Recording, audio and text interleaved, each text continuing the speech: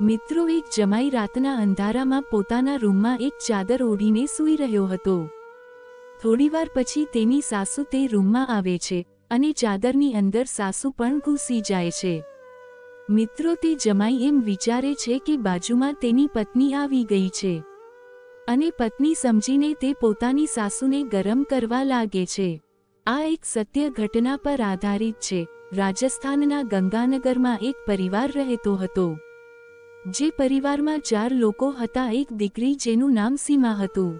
સીમાના ઘરમાં તેના માતા પિતા અને એક મોટા ભાઈ પણ હતો. ખૂબ જ સારી રીતે ઘર સંસાર ચાલી રહ્યો હતો. સીમાના લગ્નની ઉંમર થઈ જાય છે તો સીમાના મા બાપ તેના લગ્નની ચિંતા કરવા લાગે છે અને પછી તેના માટે છોકરો શોધવાનું શરૂ કરે છે. અને આજુબાજુના ગામમાં એક છોકરો તેમને મળી જાય છે જેમનું નામ હતું દિનેશ. દિનેશની ઉંમર 30 વર્ષની હતી. તે એક બિઝનેસ કરતો હતો અને તેને પોતાની એક ખુદની મોબાઈલની દુકાન હતી. 20 વર્ષની ઉંમરમાં જ સીમાના લગ્ન દિનેશની સાથે ફિક્સ કરી દેવામાં આવે છે. સીમાના લગ્ન 12 ડિસેમ્બર 2024ના દિવસે ખૂબ જ ધામધૂમથી કરી દેવામાં આવે છે. સીમા વિદાય લઈને પોતાના સાસરે ચાલી જાય છે. સાસરિયામાં તેની જિંદગી એકદમ સારી રીતે પસાર થઈ રહી હતી. સીમાના સાસરિયામાં પણ તેનું કુટુંબ બહુ નાનું છે. તેની સાથે તેના સાસુ સસરા અને તેના પતિ જ રહેતા હતા અને એકદમ ખુશાલ જિંદગી બધા લોકો પસાર કરી રહ્યા હોય છે. સીમાનો જે પતિ છે તે ખૂબ જ સમજદાર છે. ઘરમાં કોઈ પણ વસ્તુની કમી થવા નથી દેતો. દિનેશ સીમાને ખૂબ જ ખુશ રાખે છે. સીમા પોતેના માવતર પણ જતી હતી, પરંતુ 1-2 દિવસ રોકાતી અને ફરી પાછી સાસરે આવી જતી. કેમ કે તેના સાસરામાં કોઈ કામ કરવાવાળું હતું નહીં. તેના સાસુ સસરા તો બુજુર્ગ હતા અને હંમેશા બીમાર જ રહેતા, એટલે સીમા પોતાના માવતરમાં વધારે દિવસ રોકાઈ શકતી નહીં. ધીરે ધીરે સમય પસાર થયો અને સીમાના લગ્નને પણ ઘણો સમય થઈ ગયો. 3-4 વર્ષ પસાર થઈ જાય છે. તે દરમિયાન સીમા હવે પોતાના માવતર ઓછી જવા લાગે છે. ઘણા સમયથી સીમા પોતાના માવતર ઘરે ગઈ હતી નહીં.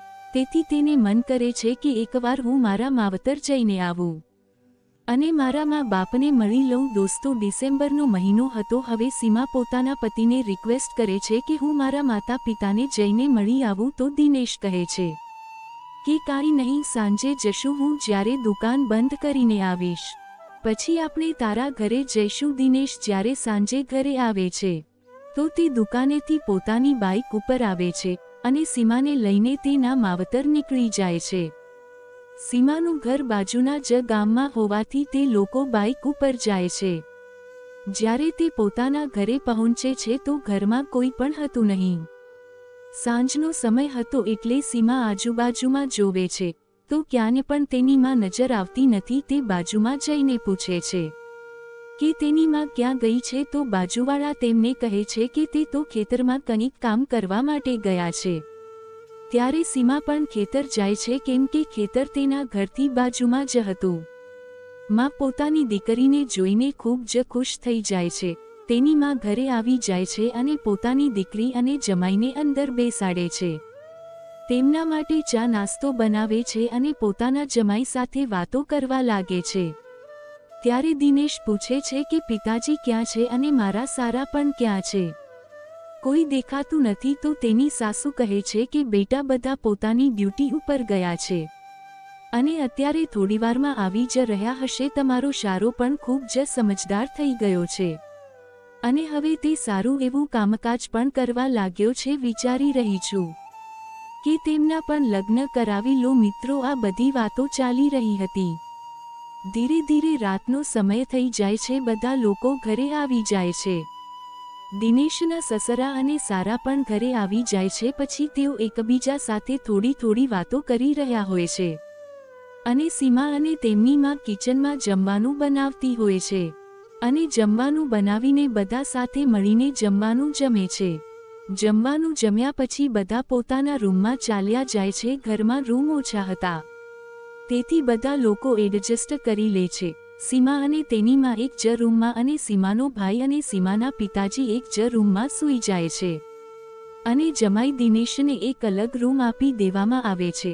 દિનેશ એકલો રૂમમાં સૂઈ જાય છે અને સીમા પણ પોતાની માં સાથે સૂઈ જાય છે. લગભગ રાતના 7:30 વાગ્યે દિનેશની નીંદર આવી રહી હતી કે નહીં કેમ કે જગ્યા નવી હતી એટલે તે પોતે પડખા ફેરવી રહ્યો હોય છે અને પરેશાન થઈ જાય છે.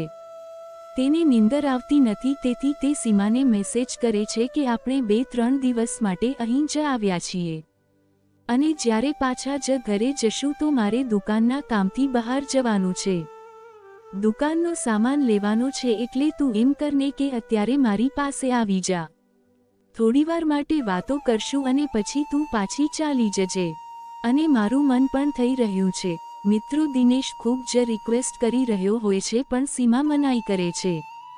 તે પછી દિનેશ સીમાને કોલ કરે છે સીમાની બાજુમાં તેની માં સૂતી હોય છે. સીમા એકદમ ધીમા અવાજથી ધીરે ધીરે વાતો કરે છે અને પોતાના પતિને કહે છે કે તમને શરમ આવવી જોઈએ.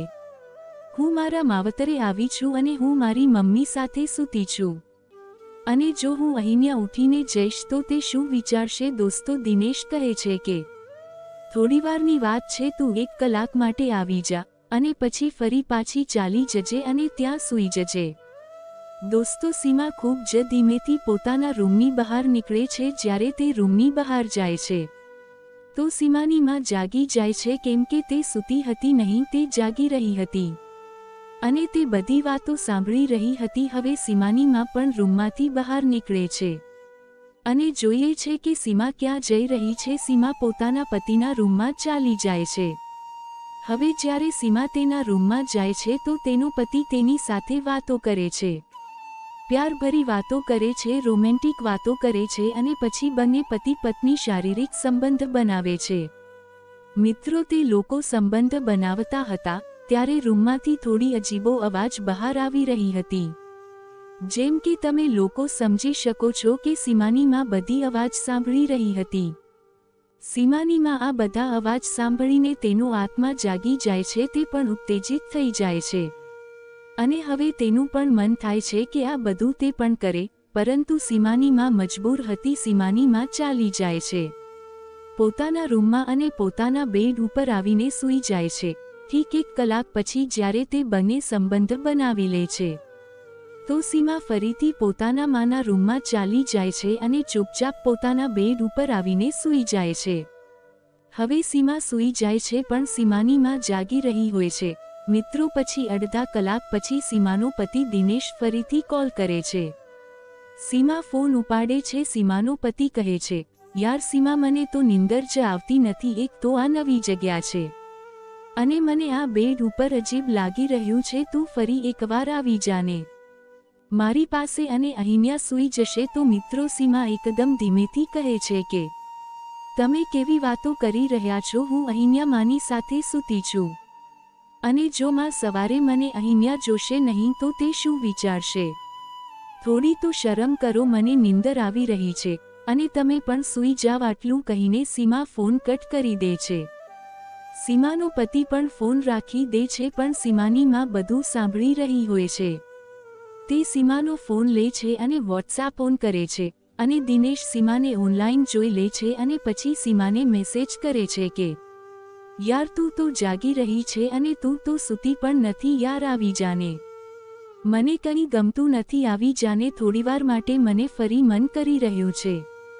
બધા મેસેજનો રિપ્લાય સીમાની માં કરી રહી હોય છે અને દિનેશને ખબર જ હતી નહીં કે સીમા સૂઈ ગઈ છે અને તે તેની સાસુ તેમને રિપ્લાય કરી રહી છે. તે પછી તેની સાસુ રિપ્લાય કરે છે કે ઠીક છે, હું આવી રહી છું, દરવાજો ખોલીને રાખો. મિત્રો હવે દિનેશ પોતાના રૂમનો દરવાજાની કડી ખોલીને રાખે છે.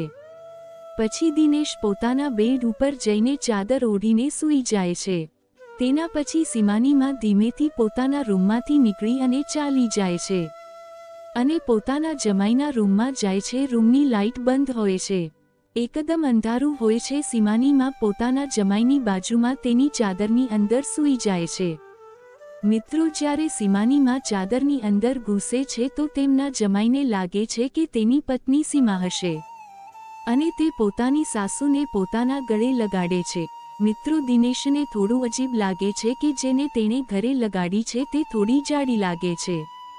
તેથી તેણે પોતાના મોબાઈલની લાઇટ ચાલુ કરી અને જોઈએ છે તો તેની સાસુ પોતાની બાજુમાં હોય છે. તેની સાસુ કંઈ પણ રિએક્ટ નથી કરતી, પરંતુ દિનેશ ચોંકી જાય છે અને તે શર્મિંદગી અનુભવવા લાગે છે. દિનેશ કહે છે કે હે ભગવાન, મારાથી આ કેટલું બધું અનર્થ થઈ ગયું. મિત્રો, પછી તેની સાસુ કહે છે કે બેટા, તું એમ કેમ બોલી રહ્યો છે? કંઈ થયું નથી. હું અહીંયા મારી મરજીથી આવી છું અને તને જે પણ કરવું હોય છે ને તે તું મારી સાથે કરી શકે છે, કેમ કે હું ઘણા વર્ષોથી તેની પ્યાસી છું અને મને તેની ખૂબ જ જરૂરત છે. તને જે પણ કંઈ કરવું હોય તે મારી સાથે કરી શકે છે.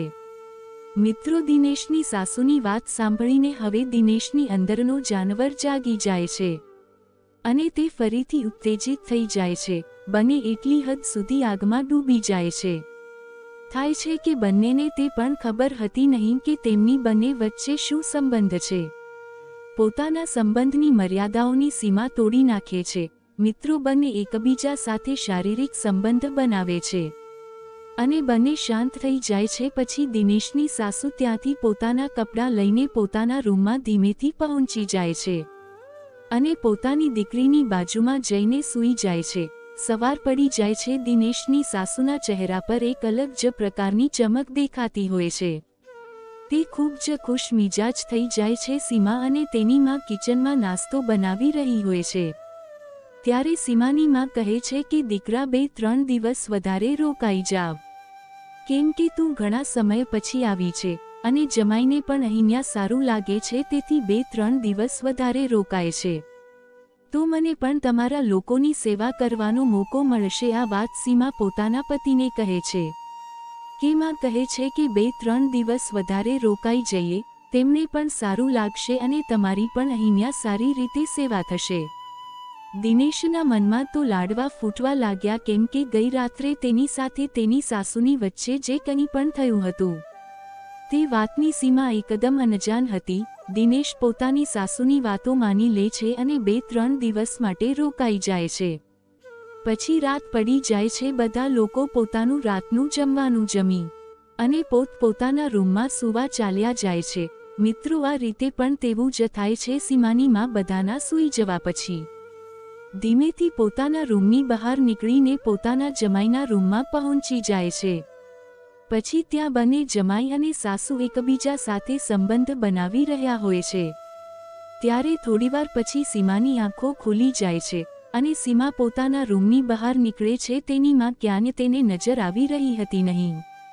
સીમાની બધી જગ્યા જોઈને કિચનમાં, આંગણામાં, બીજા રૂમમાં, ટોયલેટમાં પણ જોઈએ છે, પરંતુ તેની માં ક્યાંય નજર આવતી નથી. પછી જ્યારે તે પોતાના પતિના રૂમમાંની પાસેથી પસાર થાય છે તો તેને તે રૂમમાં થોડી અજીબો અવાજ આવી રહી હોય છે.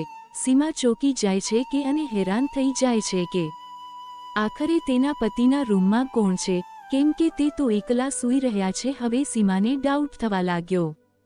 સીમાના પતિના રૂમના દરવાજાની કડી લાગેલી હોતી નથી. સીમા દરવાજો ખોલીને અંદર જાય છે. રૂમમાં ખૂબ જ અંધાર હોય છે અને પહેલા તે લાઇટ ચાલુ કરે છે અને ત્યાંનો નજારો જોઈને સીમાને તો એકદમ હેરાન થઈ જાય છે અને તેના પગ નીચેથી જમીન સરકી જાય છે, કેમ કે સીમાનો પતિ અને સીમાની માં એકદમ ખરાબ અવસ્થામાં હોય છે. બંને એકબીજામાં લપેટાયેલા હોય છે. સીમાને ખૂબ જ ગુસ્સો આવે છે અને તે તો ત્યાં બૂમો પાડવા લાગે છે.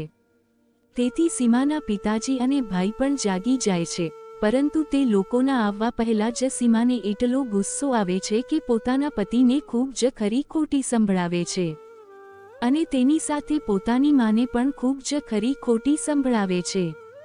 તે એટલા બધા ગુસ્સામાં હતી કે તેની પાસે એક ભારી વસ્તુ પડી હતી. તેણે તે વસ્તુ ઉપાડી અને પોતાના પતિના માથામાં મારી દીધી અને તે ખરાબ અવસ્થામાં જ હોય છે. થોડીવારમાં તેમનું મૃત્યુ થઈ જાય છે. ત્યારે તેના પિતાજી અને ભાઈ તે રૂમમાં આવે છે અને તે પણ આ નજારો જોઈને આશ્ચર્યમાં પડી જાય છે. સીમાએ તેમને બધી હકીકત જણાવી દીધી. તે બધું સાંભળીને તે લોકો પણ ખૂબ જ શર્મિંદગી અનુભવે છે. સીમાના પિતાજી પોતાના જમાઈ પાસે જઈ અને ચેક કરે છે તો ખબર પડે છે કે તે તો મૃત્યુ પામી ચૂક્યો છે. ત્યારે તેના પિતાજી પોલીસને કોલ કરી અને બોલાવે છે. તમે તરત જ આવી જાઓ. પોલીસ હવે પોતાની ટીમ સાથે ત્યાં પહોંચી જાય છે. સીમા બધી હકીકત પોલીસને જણાવી દે છે કે કેવી રીતે અહીંયા કાંડ થઈ રહ્યું હતું. તેમની માં અને તેમના પતિ સંબંધ બનાવી રહ્યા હતા અને મેં તે બધું જોઈ લીધું અને મને ખૂબ જ ગુસ્સો આવ્યો. પછી મેં ભારી વસ્તુથી મારા પતિના માથામાં મારી દીધું. આ વાતની ખબર આખા ગામમાં ફેલાઈ જાય છે. સોશિયલ મીડિયા ન્યૂઝથી આખા દેશમાં ફેલાઈ જાય છે કે કેવી રીતે એક સાસુ અને જમાઈ વચ્ચે સંબંધ બન્યો અને જેમાં પોતાની જ પત્નીએ પોતાના પતિની હત્યા કરી લીધી.